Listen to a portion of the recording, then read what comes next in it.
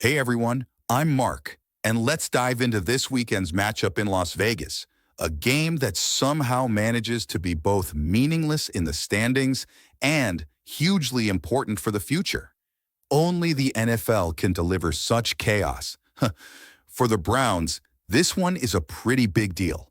It's another checkpoint in the ongoing evaluation of Shedeur Sanders, and depending on how he plays, you might see fans either strutting confidently or Googling 2025 quarterback class.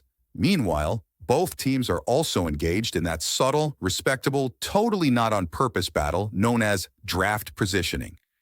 So let's break down a Raiders team that's been struggling mightily on offense, on defense, and occasionally in basic football dignity, and lay out exactly how the Browns can walk into Vegas, avoid the blackjack tables, and come home with a win. The Raiders' defense is Max Crosby and a few other guys. The Raiders' defense is a one-man rock band starring Max Crosby, with everyone else kind of shaking tambourines offbeat. Crosby is a beast, one of the league's best pass rushers, one of the Raiders' best run defenders, and the emotional engine of the entire unit. If you let him take over the game, he can single-handedly blow up drives. He showed up on the injury report this week, but let's be real. If the man has a pulse, he's playing. Strengths and weaknesses. The contrast is stark. Strength is a strong run defense. Crosby playing like a man possessed. Wilson flashing potential. Linebackers who are decent, as long as you ask them only to stop the run. Weaknesses are pass rush beyond Crosby is an empty box. Pass coverage, rough. Devin White in coverage, rougher. Secondary talent, let's call it limited.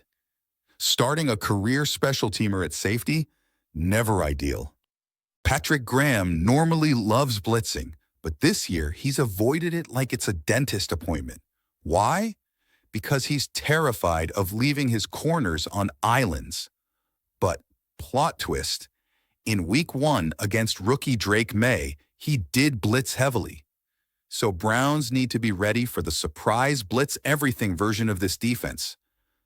Blueprint for a Browns victory in this one that doesn't require trickery, misdirection, or a seance. The Raiders have very clear weaknesses. You just need to poke them repeatedly. Attack the Raiders linebackers in the pass game. Devin White and Landon Roberts in coverage are exactly who you want to target. If the Browns don't go after them with RBs and TEs, Kevin Stefanski should be investigated. Test the secondary deep. Sanders might actually do this if he isn't on his back. There are exploitable matchups all over. A converted special teams player is starting at safety. Enough said. Expect the blitz. Sanders needs to glue his feet in the pocket and step up, not out. His biggest challenge is handling changing looks. Have hot routes ready and don't get surprised. Defensive keys start with stopping the Raiders' run game. Kelly's run scheme is simplistic. If the Browns simply diagnose the play, like the Cowboys did, the Raiders are in trouble. Force Geno to move. His footwork is already shaky. Add pressure, and it gets worse. Inaccuracy leads to turnovers. Dominate their offensive line. The Browns' front should win reps consistently. If there was ever a game where the pass rush should feast, this is it. Garrett might get another 4 sacks this week. Raiders' offense is a machine held together by duct tape and prayers. It's like what happens when you take good ingredients, leave them out overnight, and then ask guests to pretend it tastes fine. They have weapons, they have potential, but the quarterback play and the scheme have combined to form a spectacular, flaming mess. Scheme equals sadness. Geno Smith's performance this season has fallen off so sharply, it requires a seatbelt. The accuracy isn't there. The footwork is falling apart. And he started the year at home going 0 for a lot on intermediate throws with 6 interceptions. A stat so wild, you have to double-check it's not a typo. Chip Kelly's offense isn't doing him any favors. It's a basic college run game that opposing teams practically call out the play pre-snap like they're ordering from a menu. The pass game can work, but the overall operation feels disjointed, predictable, and permanently out of sync. Now here's the funny thing. The Raiders actually have talent. Trey Tucker has quietly got better each year and has turned into a legitimate threat outside. Brock Bowers is, well, Brock Bowers. You treat him like a bomb that could go off on any play. Michael Mayer is a strong tight end who'd start on plenty of other teams.